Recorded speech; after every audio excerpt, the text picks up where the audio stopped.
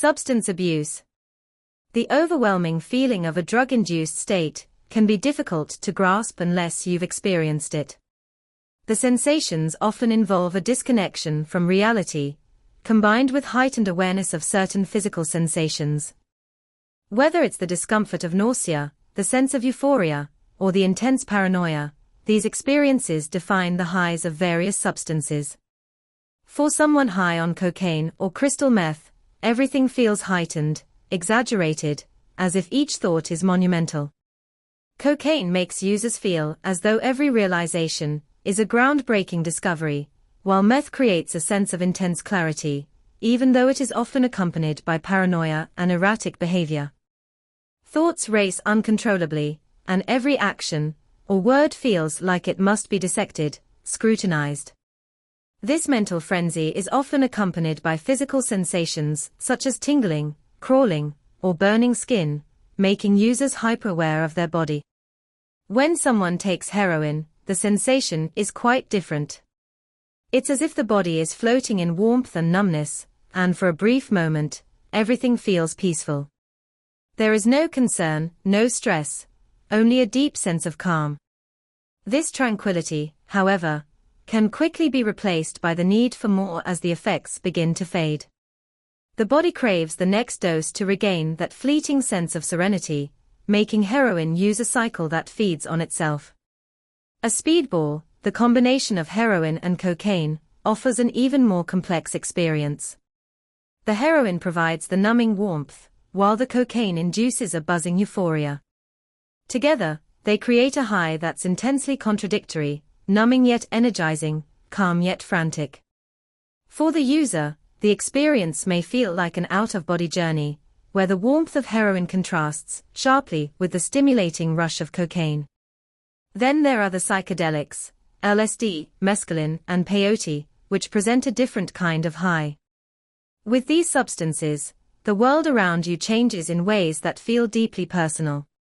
The details that usually go unnoticed, such as the patterns on the back of your hand or the way a toaster gleams in the light, become fascinating. It's as if the mind has unlocked a new dimension where creativity and perception are boundless, and every object, no matter how mundane, is full of meaning. This often leads to a sense of profound, or at the simplest of things. Despite the different ways each substance manifests its effects, there is often a common thread in the way addicts form a relationship with their drug of choice. The ritual surrounding drug use becomes almost as important as the substance itself. Whether it's the preparation of a joint, the measuring of heroin, or the precise method of mixing a drink, these actions provide a sense of control, a grounding ritual in an otherwise chaotic world. For those struggling with addiction, these rituals become almost sacred, offering comfort and predictability. Substance abusers often develop a strong attachment to their habits. The act of handling the substance, whether it's rolling a cigarette, preparing a needle, or pouring a drink, becomes part of the experience. It's not just about the high, it's about the ritual itself. This process gives the user something tangible to hold on to, a sense of mastery or power over their situation. In many ways, this is how addiction takes root. It becomes less about the substance and more about the ritual that surrounds it. For addicts, substances offer a temporary escape from pain. The relief is often emotional as much as physical. The person may be running from deeper issues, whether that's trauma, anxiety, or overwhelming stress. In these moments, the drug becomes a form of emotional anesthesia, allowing them to escape from the harsh realities of their life. But this temporary comfort comes at a price, as the body and mind begin to crave the escape more and more, leading to a dangerous cycle of dependence. The combination of substances often has a cumulative effect on the body. Whether it's mixing alcohol with pills or using a stimulant and a depressant together, the risk of overdose increases. The body can only handle so much, and the combination of different substances can overwhelm the system. This is particularly dangerous for those who frequently use drugs, as the threshold for overdose may change with each use, making it harder for the person to gauge their limits. An addictive personality is often characterized by a need to escape or avoid discomfort. For these individuals, the substance becomes a means of coping with the overwhelming emotions or experiences they may face. It's not just about the high, but about filling a deep void inside. The substances offer a momentary sense of fulfillment that they are unable to find in other areas of their lives. This emptiness fuels the desire to continue using, as the addict seeks that elusive feeling of peace or euphoria again and again. Once addiction takes hold, it becomes incredibly difficult to break free. The cycle of craving, using, and recovering becomes a part of the addict's identity. It's not just a habit, it's a way of life. The drug is the one thing they can rely on to provide comfort in the face of stress, pain, or anxiety. The relationship they form with their substance is often complex and deeply intertwined with their sense of self. The drugs become a coping mechanism, and as with any addiction, breaking the cycle requires confronting the deeper issues that led to it in the first place. In some cases, addiction is triggered by an intense emotional or psychological event, but in others, it develops slowly over time.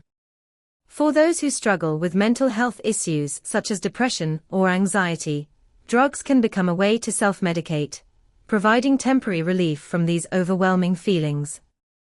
Over time, however, this self-medication spirals into a need for more frequent use, as the body builds tolerance to the substance. What once provided relief becomes the very thing that causes further distress, but the addict is unable to break free from the cycle. An important part of recovery is learning how to cope with the triggers that lead to substance use. Whether it's stress, social pressure, or boredom, these triggers can drive the individual to seek out their substance of choice.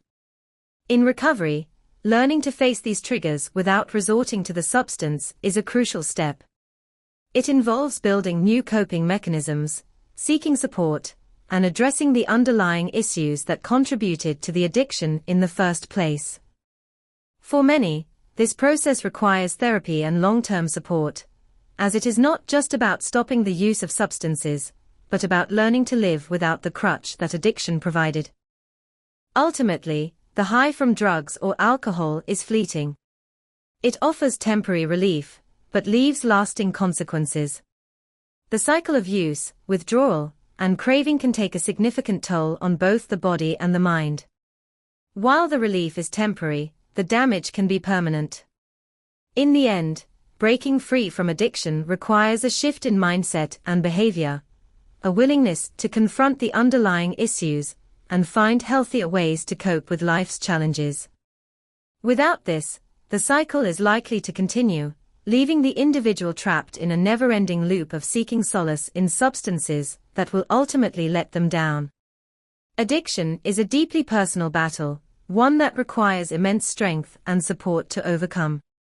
It is a journey that often takes years, with many setbacks along the way. But with the right help and mindset, it is possible to break free from the chains of addiction and regain control of one's life.